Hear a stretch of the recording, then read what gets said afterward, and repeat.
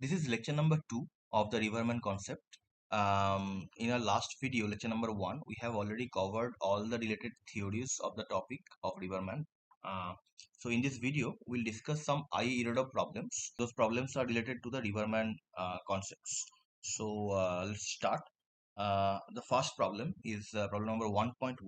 That is basically 1D Riverman problem. We will first see that problem. A motorboat going downstream overcame a raft at point A. Tau equal to 60 minutes later, it turned back and after some time passed the raft at a distance 6 km from the point A. Find the flow velocity assuming the duty of the engine to be constant. Okay. So let us first draw the diagram. Let's say one boat is here right now at A.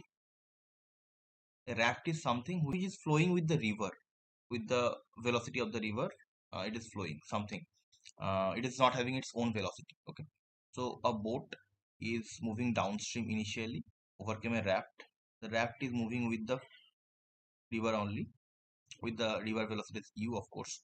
And let's say the boat is having the velocity of v downstream right now. So it is going in this direction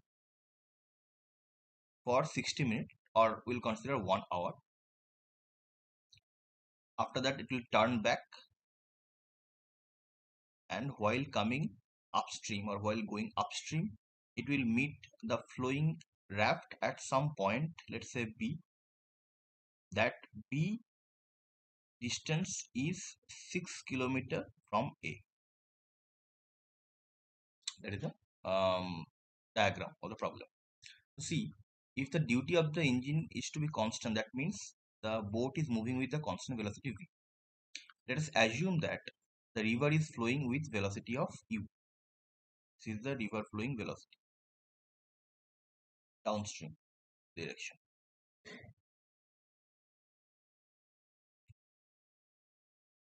Now, when the boat is moving downstream for 1 hour, what is the velocity of the boat, or the resultant velocity of the boat?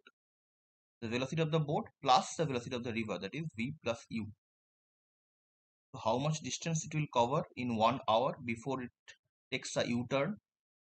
V plus U, let's say V kmph is the velocity of the boat, and U kmph is the velocity of the river. So V plus U kmph is the resultant velocity of the boat downstream. So in 1 hour, it will cover V plus U kilometer distance only. So we can consider that from point A to the point it will take the U-turn, the distance is V plus U. So this distance becomes V plus U kilometer. And it turns back, and let us assume that after time t it meets the moving raft which was flowing with the river only. So what was the velocity of the raft? As it is moving with the river, the velocity of the raft is u only. After the time t it takes u-turn, it meets the raft. So while moving upstream, right now the boat is moving upstream. So while moving upstream, what is the velocity of the boat? Effective velocity. Velocity of the boat minus the velocity of the river, that is v minus u. So in time t, how much distance it will cover upstream? V minus u into t. So let's say it is meeting here. So this distance will become v minus u into t. So total time taken is 1 hour plus t hour. So 1 plus t hour. So in this time, this raft will move by u into 1 plus t distance downstream along with the river, right? So here it is the meeting point of the boat and the raft again while moving upstream. I mean, all the distances covered by raft and the boat is clearly shown in this small figure, small diagram. Okay, now it is clearly visible that V plus U, that is equal to U into 1 plus T plus V plus U into T. So from here we can of course find out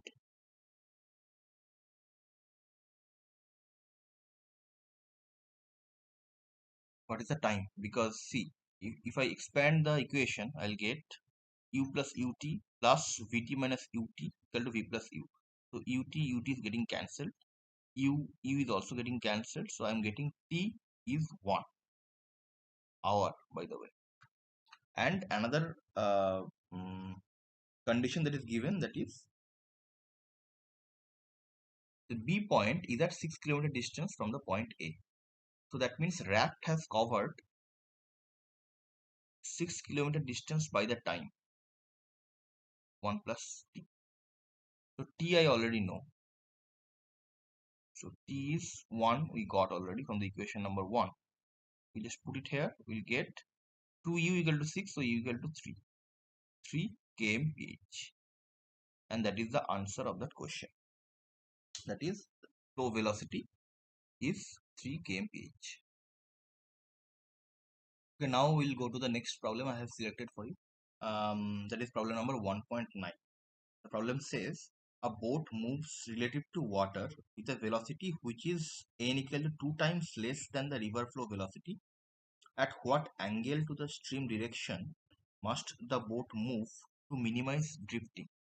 Okay, so let us first draw the diagram.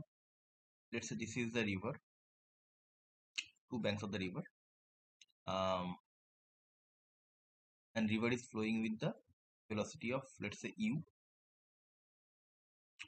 and the boat velocity with respect to river, that is v. It is given that boat velocity is 2 times less than the river flow velocity. It means u by 2, or right now we'll go with u by n, where n is equal to 2. So boat velocity is n times less than the river flow velocity. So I am writing v equal to u by n, where n equal to 2. So at the end we'll put the value of n. So see, as the boat velocity is less than the river flow velocity, it is never possible to make the drift 0. Drift cannot be 0. It is never possible to make the drift 0, because let's say the boat is trying to move exactly to the opposite direction of the river flow velocity. That time also it will not be able to make the drift 0. That time also the river flow velocity is higher than the boat velocity, so it will ultimately take it to the downstream. But it is possible to make the drift minimum if the boat moves at certain angle with the river flow velocity. It is possible. मतलब कुछ तो फायदा हो. So let's say the boat starts from this point, is moving, let's say, of course with velocity v, making angle theta with the perpendicular direction of the river flow, theta. Let's say this is angle theta. And the river is flowing with velocity u. The effective velocity of the boat that is helping the boat to cross the river, that will be v of cos theta. So let's say the distance it needs to cover, that is d. Then v cos theta is the component, it will help the boat to cross the river. So the time taken to cross the river will be d by v cos theta. Please see this diagram. In this diagram, the direction of the boat I have indicated. This is the direction at which the boat is trying to make the effort to move with, but it will not be able to move with this direction because river flow velocity is also there. Maybe it will move at some angle like this, so that the drift, this becomes the drift. This is the boat velocity, this is the river flow velocity. So the resultant velocity of the boat may be something like this. So, and this is going to be the drift.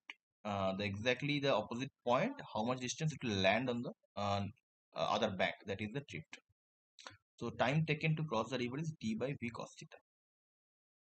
And see, v sin theta component of the boat will try to counter the river flow. So effective velocity of the boat in the downstream direction will be u minus v of sin theta, because river is taking the boat the downstream direction along with the flow. So u minus v sin theta is the resultant velocity of the boat in the downstream direction. But what is going to be the drift then? Then with this velocity downstream, it will move for t time. So the drift will be u minus v of sine theta. It is moving with velocity u minus v sine theta downstream, but for t time. T is, we already know, that is d by v cos theta. So we'll just divide u by v cos theta minus tan theta into d, that is the drift. Now see, a drift is a function of theta because other terms are constant terms. So you can directly tell that drift is depending upon theta only, because here u and v are constant and d is of course a constant. So to make the drift minimum, we can differentiate with respect to theta. So d theta of, we'll just directly write u by v sec theta minus tan theta, and d is constant, so we'll ignore that right now. We'll ignore that. So differentiation of u by v sec theta is u by v sec theta tan theta minus differentiation of tan theta is sec square theta. For the minimum drift, this should be 0. So ultimately, we'll get u by v of tan theta minus sec theta equal to 0. Sec theta, I mean, we're cancelled. So u by v sin theta by cos theta equal to 1 by cos theta. So we are ultimately getting value of sin theta, cos theta if we cancel again, sin theta I am getting v by u. So we are getting ultimately sin theta equal to v by u. So what is the value of theta? Theta is equal to sine inverse of v by u. And as in our problem, u was greater than v, so this theta value is possible, right? And what was the value of u?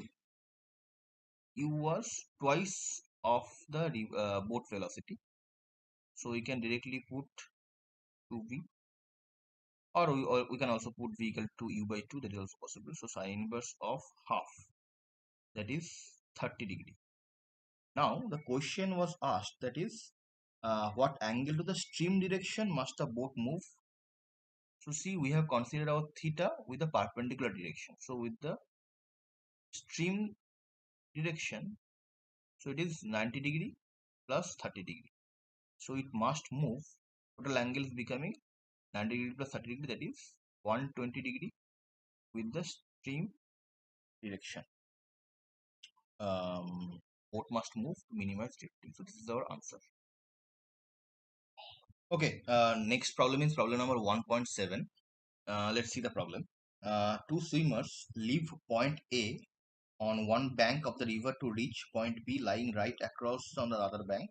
One of them crosses the river along the straight line AB, while other swims at right angles to the stream and then walks the distance that he has been carried away by the stream to get to point B. What was the velocity u of his walking if both swimmers reached the destination simultaneously? The stream velocity is given, that is 2 km per hour, and the velocity v dash of each swimmer with respect to the water, that is 2.5 kmph, that is given. Okay, so for the first swimmer, he is going directly from A to B. That means let's draw the diagram of the first swimmer then. First swimmer velocity diagram.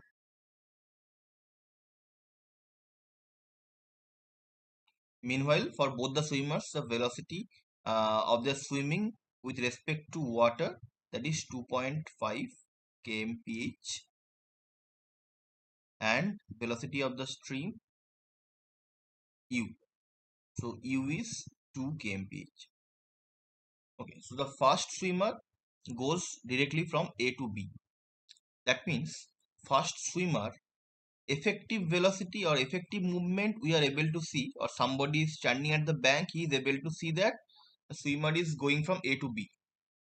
In actual case, he may be making effort at some angle, let's say like this, in order to have his resultant movement along AB that is visible, but he is moving at some angle with the perpendicular direction, so that the effective velocity of the resultant velocity becomes along AB.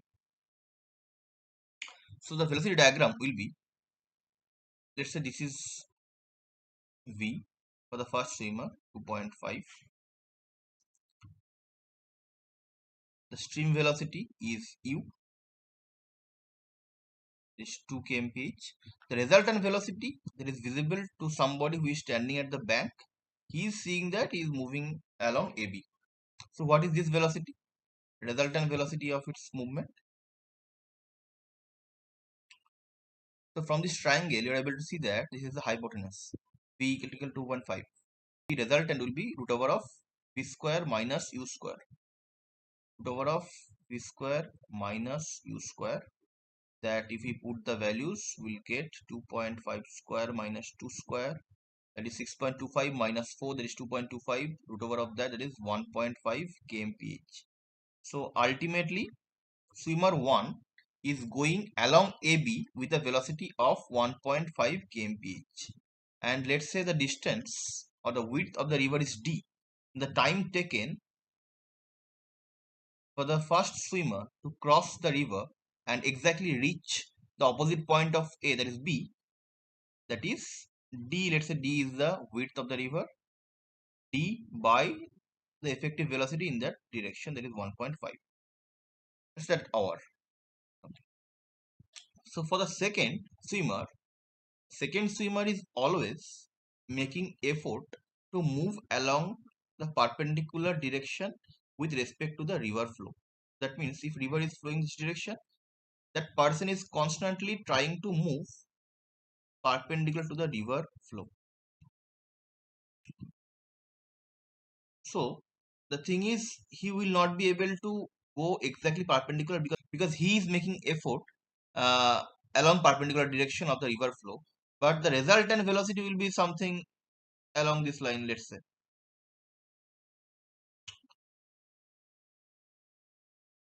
this is V, that is 2.5 already, and U, that is the river flow velocity, that is 2 kmph. So but as the swimmer 2 is always making effort to move perpendicular to the stream flow or the river flow, uh, this entire component will be helping the swimmer to cross the river. So if the width is D, the time it will cross the river, that is D by the velocity in that direction, that is 2.5 only. But if it is A, if it is B, he will not be able to reach exactly opposite point because river will take it along with it, and ultimately there will be some drift. So maybe he will be reaching the other bank, of course, in this time, but he needs to walk back to B in order to reach B. So what is the drift? So see, the river velocity is U. River is taking the swimmer while crossing the river through this time D by 2.5. So ultimately the drift will be, he will be landing at this drift distance from point B on the opposite bank. That is going to be the river flow velocity, and river flow velocity is acting on the swimmer for this amount of time. So this is going to be our drift. So U is 2 E by 2.5. So that is the drift. Now he will walk from that point to B with some velocity that we need to find out if they reach exactly opposite point B at the same time. So let's say swimmer 2 walking velocity along the bank, that is, let's say U1. So the drift distance that is carried away, that will be covered by U1 velocity, plus he already took some time to cross the river, that is 2.5. That should be equal to the time taken for the swimmer 1 to reach B, that is d by 1.5. D by 1.5. Now we can put the values. Drift we have already calculated is 2d by 2.5. So we put the values 2.5 u1 is equal to d by 1.5. Now it is simple calculation only. We can write 1 by 25 plus 2 by 25 u1 d. I am cancelling by the way. 1 by 15. So 2 by 25 u1 is going to be 1 by 15 minus 1 by 25. So 2 by 25 u1, that is going to be 25 into 15 by 25 minus 15, that is 10.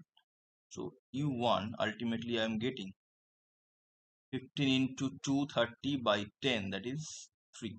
So 3 kmph should be the walking velocity of the swimmer 2 if both swimmers reach B at the same time. This is our answer. So the next question, problem number 1.8. It is given that two boats A and B move away from a buoy anchored at the middle of a river along the mutually perpendicular straight lines. The boat A along the river and the boat B across the river. Having moved off an equal distance from the buoy, the boats returned. Okay, to find the ratio of times of motion of boats tau A by tau B if the velocity of each boat with respect to the water is 1.2 times greater than the stream velocity. The question that is given that let's say there is in the middle of the river there is some fixed point, there is buoy. Boat A along the river, boat A is moving along the river and boat B is going perpendicular to A. Boat B. They move up to some equal distance both sides. I mean, maybe let's say S is the distance they will cover. S distance they will cover, of course, at the mutual perpendicular direction to each other. S. Then they will return back. So two motions. One is going from the buoy to cover distance S and then return back. Similarly, the B also will return. Okay, so this is the problem, and the time taken for boat A is tau A, that is the total time of the journey, and time taken for the boat B, total time of the journey is tau B. So to find out tau A by tau B, and it is given that velocity of each boat that is same, that is V. Let's say we'll assume V each boat, and that is 1.2 times of the stream velocity. So stream velocity if it is U,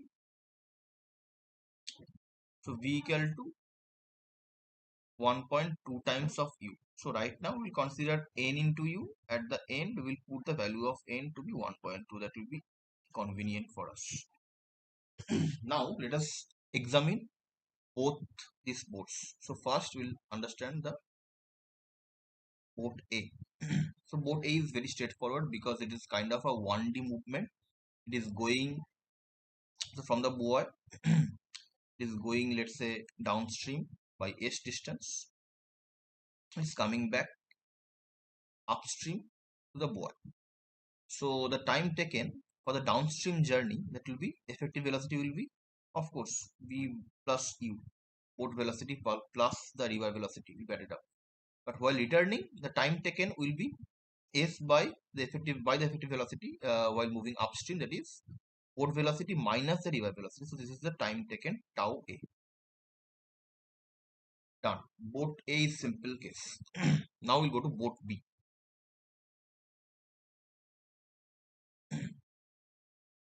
See, it is told that the boat B is moving perpendicular to boat A.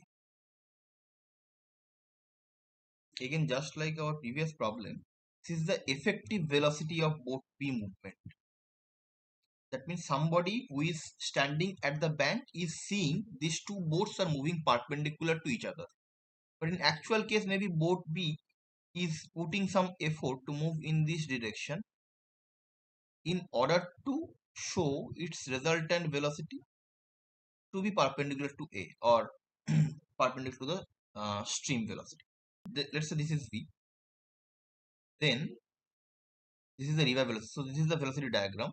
This is U. So what is this velocity? Root over of V square minus U square. While going S distance away from the buoy, the time taken will be S by the effective velocity in that direction, that is V square minus U square, root over of V square minus U square. Plus while returning also, it will move perpendicular and the velocity will be this one only. If you draw the velocity diagram, you will get it. So while returning also, the effective velocity will be that one only, because he is showing his movement to be perpendicular to the stream velocity, but in actual case he is moving angularly, but this is the visible velocity of the boat.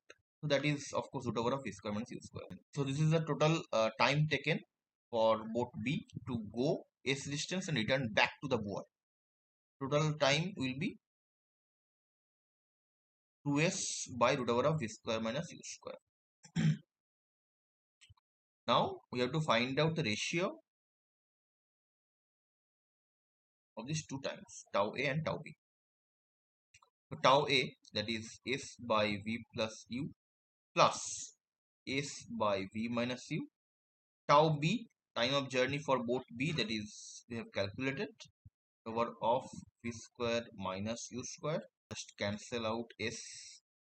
Ultimately the numerator we are getting V minus U plus V plus U, so it is becoming 2V V square minus U square by 2 by root over of V square minus U square. So ultimately it is becoming V by root over of V square minus U square. This is the ratio of tau A and tau B, and of course this ratio will be depending upon the V and U. Now in the question it is given that V is 1.2 times of U. So if we put the value 1.2 U by root over of 1.2 U square minus U square, will ultimately get 1.2 by root over of 1.2 square minus 1, that is 0.44, around 1.809. Approximately we can take the value to be 1.8. So this is our answer for the problem. Thank you so much for watching.